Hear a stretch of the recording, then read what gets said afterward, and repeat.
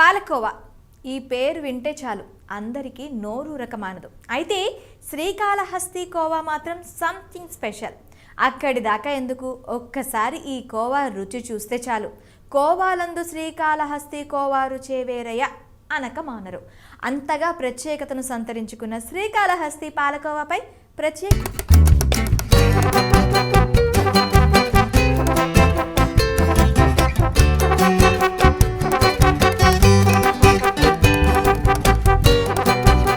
తిరుపతి జిల్లాలోని శ్రీకాళహస్తి అంటే గుర్తొచ్చేది అక్కడి శ్రీకాళహస్తీశ్వరుడి ఆలయం. శ్రీకాళహస్తి దేవాలయం దక్షిణ కైలాసంగా పేరు పొందింది. ఒకప్పుడు తిరుమల కంటే ప్రఖ్యాతిగాంచిన శ్రీకాళహస్తి దేవాలయం తిరుపతికి సమీపంలోనే ఉంటుంది. ఇక్కడ మహాశివుడు వాయులింగంగా ఉద్భవించాడు అనేది మనకు తెలిసిన చరిత్ర. అయితే ఇక్కడ ఆలయంతో పాటు మరో ప్రత్యేకత కూడా ఉంది. అదే దాదాపు 7 దశాబ్దాలుగా ప్రాచుర్యంలో ఉన్న పాలకోవా.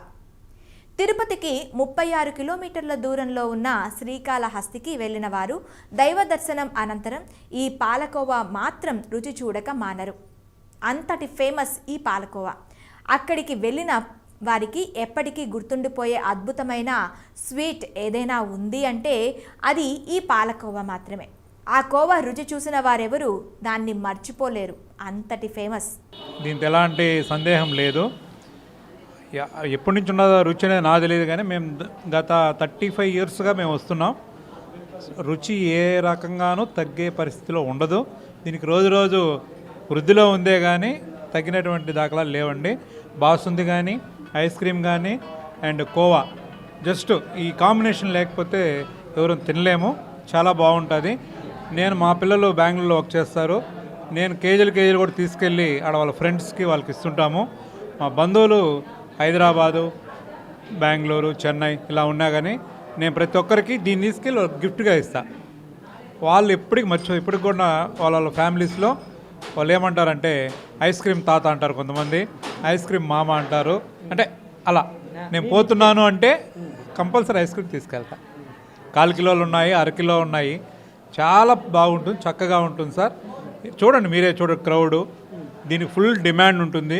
ఇప్పుడు మాకు కూడా కావాలి 1 కేజీ 2 కేజీలు ఉండాయి లేవు అనేది చూస్తా తింటా ఉన్నాం మేము. ఈ పాలకోవాను ఎలా తయారు చేస్తారంటే శ్రీకాళహస్తి పరిసర ప్రాంతాల్లోని పాడి రైతుల నుంచి పాలను సేకరిస్తారు. కేవలం స్వచ్ఛమైన పాలు, చక్కెరతో ఎలాంటి ఫుడ్ కలర్స్ వాడకుండా, మిషనరీ ఉపయోగించకుండా చేతులతోనే ఈ కోవాను తయారు చేస్తారు. అన్న నమస్తే. చెప్పండి అన్న, ఎలా ఉంటుంది ఈ పాలకోవా, ఎలా తయారు చేస్తారు? ఎలా తయారు? మిల్క్ 10 లీటర్ మిల్క్, 1 లీటర్ చక్కెర బాగా మరగనిచ్చి ఒక ½ అన్ అవర్ అంతా కోవా రెడీ అయిపోతుంది. అలానే ఒక రోజుకి ఎలా చేస్తారు? ఒక రోజుకి ఎలా అంటే 1000 కిలోలు చేస్తారు. 1000 పాలను బట్టి చేస్తారు అదంతా. ఏ పాలు వాడతారు ఇక్కడ? గేదె పాలు, ఆవు పాలు 2 మిక్సింగ్. 2 వాడతారు. అన్న, ఇది ఎప్పుడో 1952వ సంవత్సరంలో స్థాపించారంట. ఈ స్థాపించి అప్పటి నుంచి ఇప్పటి వరకు ఎలా ఉంది పాలకోవా? ఇంకా టేస్ట్ పెరిగింది, సేల్స్ బాగా పెరిగింది. అలా ఇప్పుడు ఎందుకు ఇక్కడ పాలకోవలో ఈ కట్టెలు పోయి ఉంటారు కదా, దాన్ని యూజ్ చేయకుండా ఈ యొక్క శనక్కాయ యొక్క పొట్టునే యూజ్ చేస్తున్నారు, ఎందువలన? శనక్కాయ పొట్టు అంటే కట్లకి గ్యాస్ కన్నా హీట్ బాగా వస్తుంది కాబట్టి ఇది లాగుతుంది. మనకు కలిసి వస్తుంది, మన హీటు సెగ కలిసి వస్తుంది అనమాట. అందువల్ల దీని వాడేది. మీరు ఇక్కడ గత 25 సంవత్సరాల నుంచి పనిచేస్తున్నారని నాకు ఒక సమాచారం జరిగింది. ఆ రోజు నుంచి ఈ రోజు వరకు మీ చేతి వాటన చాలా చక్కగా అద్భుతంగా తయారు చేస్తున్నారు అంటున్నారు. ఏ రోజు కూడా రుచి మారలేదన్నారు. ఏంది మీ రహస్యం, మీ చేతిలో ఉన్న రహస్యం? మన చేతిలో రహస్యం ఏం కాదు, మన society milk, society original milk కాబట్టి వెన్న సత్వం బాగుంటుంది కాబట్టి టేస్ట్ వస్తుంది. మన మిల్క్లో కల్తీలు పౌడర్ గీటర్ ఏమి కాబట్టి అది మనకు టేస్ట్, ఏ టేస్ట్ కాదు ఆ టేస్ట్ వస్తూనే ఉంటుంది. అన్న, ఈ యొక్క పాలకోవలో ఏమేమి వేస్తారు తయారీకి? ఏమేరు పాలు, చక్కెర తప్ప 2 ఏమీ లేవు. పౌడర్ కానీ, మిక్సింగ్ కానీ, రవ్వ కానీ ఏమి కల్తీ ఉండదు. ఓన్లీ పాలు, చక్కెర. ఎన్ని లీటర్ పాలు యూజ్ చేస్తారన్నా? ఇప్పుడు ఒక బాణం పెట్టారు కదా మీరు, దాంట్లో మ్యాక్సిమం ఎన్ని లీటర్లు పాలు పోస్తారు? 10 లీటర్లు పాలు పోస్తాను. 10 లీటర్లు పాలు పోసి 1 కిలో చక్కెర, లీటర్కి 100 గ్రాముల లెక్కన చక్కెర కలుస్తుంది. ఎన్ని కిలోలు వస్తుంది? 10 లీటర్లకి పాలకి ఎన్ని కేజీలు పాలకు వస్తుంది? 2.5 కిలో నికరంగా రావాలి. గేదె పాలు అయితే 3 కిలోలు వస్తుంది. ఆవు పాలు అయితే 2.5 కిలో వస్తుంది. రెండు మిక్స్ చేస్తే 3 కిలోలు వస్తాయి. ఈ యొక్క గేదె పాలకి మరియు ఆవు పాలకి డిఫరెన్స్ ఏమైనా ఉంటుందన్నా? ఆవు పాలు అంటే వెన్న శాతం లైట్గా ఉంటుంది, గేదె పాలు ఫ్లాట్ అన్నీ నిక్కరంగా ఉంటుంది. కాబట్టి మనం రెండు మిక్సింగ్ చేసామంటే మన నూక అనేది ఏర్పడుతుంది, క్వాలిటీ బాగుంటుంది, తినేదానికి రుచిగా ఉంటుంది. ముఖ్యంగా తయారీ విధానంలో అనేక జాగ్రత్తలు పాటిస్తూ తయారు చేసే ఈ కల్తీ లేని కోవా అంటే సామాన్యులకే కాదు, ఎంతోమంది ప్రముఖులకు కూడా చాలా ఇష్టం. ఇంకో విషయం ఏంటంటే కోవా తయారీలో కట్టెలను కూడా వాడరట. కట్టెలపై కోవాను తయారు చేస్తే ఈ కోవాకు అంత రుచి రాదట. తయారీ కోసం వేరుశనగ పొట్టును మాత్రమే ఉపయోగిస్తారు. వేరుశనగ పొట్టు ద్వారా వచ్చే మంట హెచ్చు తగ్గులు లేకుండా తయారీకి సమానంగా ఉంటుందని తయారీదారులు అంటున్నారు. రైతుల దగ్గర నుంచి నేరుగా సేకరించిన పాలతో కోవా, ఐస్ క్రీమ్, బాసుంది తయారీకి ఉపయోగిస్తామని చెప్తున్నారు. పాలకోవాని మిషన్స్తో కాకుండా మాన్యువల్గా తయారు చేయటం ద్వారా కోవా బాగా రుచికరంగా వస్తుందని తయారీదారులు అంటున్నారు.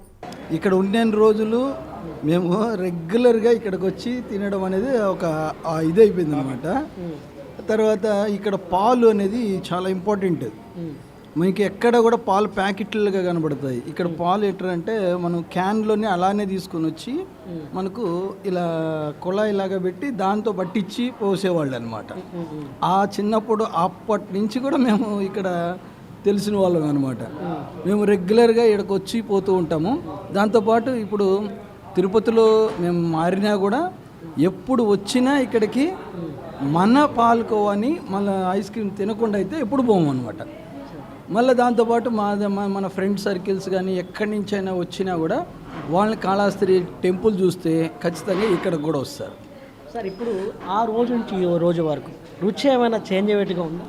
రుచిలో ఎటువంటి తేడా ఉండదు, చాలా అద్భుతంగా ఉంటుంది. నభూతో నా భవిష్యత్ అన్నమాట. దానిలో మాత్రం బాగుంటుంది. ఇప్పుడు ఎలా ఉంది సార్? ఇప్పుడు పాలకో తింటున్నారు, అలా ఐస్ క్రీమ్ ఉంటుంది. ఈ ఐస్ క్రీమ్ యొక్క మజా మీకేమనిపిస్తుంది? ఈ కాంబినేషనే హైలైట్ అనమాట. ఇది మామూలుగా ఎవరు కూడా ఈ కాంబినేషన్లో చాలా వరకు తినడం అనేది తక్కువ మంది ఉంటారు. మనకు కాళహస్తిలో ఒక ట్రేడ్ మార్క్ ఏదంటే పాలకోవా విత్ ఐస్ క్రీమ్తో తినడం అనేది ఒక ట్రేడ్ మార్క్గా గత 40 ఇయర్స్గా ఇక్కడ మేము చూస్తున్నాం అన్నమాట. మేము చిన్నప్పుడు ఉన్నప్పుడు కూడా అక్కడి నుంచి మేము ఉండేది ముత్యాలమ్మ గుడి వీధి, అలా ఎక్కడున్నా కూడా అక్కడి నుంచి ఒక క్యాన్ పెట్టుకొని వచ్చి పరిగెత్తుకుంటే అప్పుడు ఇక్కడ ఉండింది, ఇటుపక్క నుంచి మనకు ఓపెనింగ్ ఉండింది, ఇక్కడ తీసుకొచ్చి ఇట్లా పెట్టి తీసుకున్నామంటే ఇక్కడ నుంచి కరిగే లోపల ఇంటికి వెళ్ళి అందరం కలుసుకొని కూర్చొని తినేవాళ్ళం అన్నమాట. శ్రీకాళహస్తి పాలకోవాకు తెలుగు రాష్ట్రాలతో పాటు కర్ణాటక, తమిళనాడులోనూ మంచి గిరాకీ ఉంది. డిమాండ్ను బట్టి హైదరాబాద్, బెంగళూరు, చెన్నై వంటి మహానగరాలకు ఇక్కడి పాలకోవాను రవాణా చేస్తున్నారు నిర్వాహకులు. సార్ ఇక్కడ ఒక రోజుకి ఎంత తయారవుతుంది సార్? 150 కిలోలు, 160 కిలోలు తయారవుతుందా? ఎంత సార్? 1/4 కిలో?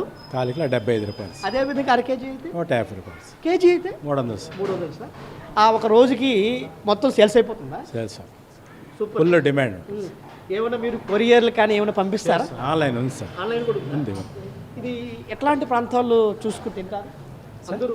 ఇప్పుడు పక్కనే తమిళనాడు, కర్ణాటక, హైదరాబాద్ ఉన్నాయి కదా. అవునా సార్? ఆ ప్రాంత వాసులు కూడా బాగా వస్తారు సార్, బాగా వస్తారు సార్. ఇప్పుడు మూవీలో మీ యొక్క పాలకూర గురించి మూవీలో మాట్లాడడం జరిగింది అల్లు అర్జున్ గారు.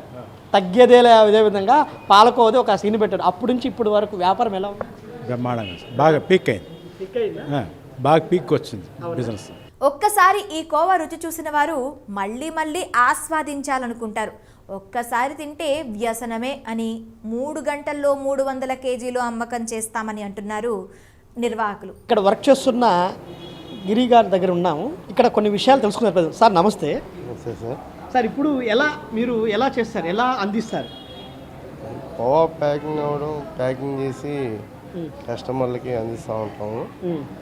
కాళహస్తి అంటే కోవా ఫేమస్, చాలా మంది వస్తూ ఉంటారు. సార్ మ్యాక్సిమం ఒక రోజుకి ఎంత తయారవుతుంది మీ ఆలోచన? రోజుకి 150-200 కేజీలు అయిపోయి ఎంత జరుగుతుందా? సో ఇదేనా ఈ విజువల్స్లో చూస్తున్నాం కదా సార్. ఇక్కడ ఇప్పుడు మీరు వేసారు కదా, ఈ యొక్క కాటా ఉంది కదా, ఎంత వెయిట్ కట్ అంటారు కదా దాన్ని, ఆ వెయిట్ 1/2 కేజీ 1/4 కేజీ ప్యాకింగ్ చేస్తాం. ఎంత సార్ ఇక్కడ? 1/4 కేజీ 75 రూపీస్. అదే 1/2 కేజీ 150. కేజీ 300. 300. అయితే మీరు ఈ కాళశ్రీ పాలకోవతో అందరిని ప్రజల మనసులో దోచేసుకుంటున్నారు అయితే. కాళశ్రీ కోవా అంటేనే ఫేమస్. అవునా సార్? మీరు ఉదయం ఇప్పటి నుంచి డ్యూటీకి రావాలా? ఇప్పటి నుంచి ఎప్పుడు పోవాలి సార్? ఉదయం 6 గంటలకు వస్తాను. నైట్ ఉదయం 6 గంటల నుంచి 6 నుంచి రన్నింగ్లో ఉంటుంది అమ్మకం. నైట్ 8:30, 9 అయిపోతుంది. అంతేకాదండోయ్, ఇక ఈ కోవా గురించి పుష్ప సినిమాలో కూడా ఓ డైలాగ్ ఉంటుంది. అంతేకాదు, పుష్ప సినిమా షూటింగ్ సమయంలో చిత్ర బృందంలోని వారు రోజు వచ్చి ఐస్ క్రీమ్ కోవా తినేవారట. వారు కోవాను తినడంతో పాటు ప్యాక్ చేసుకుని తీసుకెళ్లేవారట. అంత వరల్డ్ ఫేమస్ ఉన్న ఈ పాలకోవాను మనం కూడా టేస్ట్ చేయాల్సిందే. గతంలో ఉన్న 1952 సంవత్సరం స్థాపించిన ఈ యొక్క పాలకోవా స్పెషల్గా తయారవుతున్న ఈ పాలకోవా ఈ రోజు వరకు అంటే 2024 వరకు కూడా అదే రుచితో అదే క్వాలిటీ కూడా జరగడం జరుగుతుంది. ఇది అప్పటికంటే ఇప్పుడు ఇంకా గ్రోత్ పెరిగిపోయింది. రోజుకి 150 కేజీలు 200 కేజీలు దాకా పోతాయంట. అదేవిధంగా ఆన్లైన్ బిజినెస్ హైదరాబాద్, తమిళనాడు, కర్ణాటక ఆ రాష్ట్రాలకు కూడా ఈ చాలా తీసుకుని కూడా వెళ్తారంట. ఈ సాక్షాత్తు ఇక్కడ ఉన్న శివయ్య అని కూడా దక్షిణ కార్తీక కూడా పిలుస్తుంది. ఆయన ఎంత సాక్షిగా ఉంటుందో ఈ పాలకోవ రుచి కూడా అదే విధంగా ఉంటుందో కూడా ఇక్కడ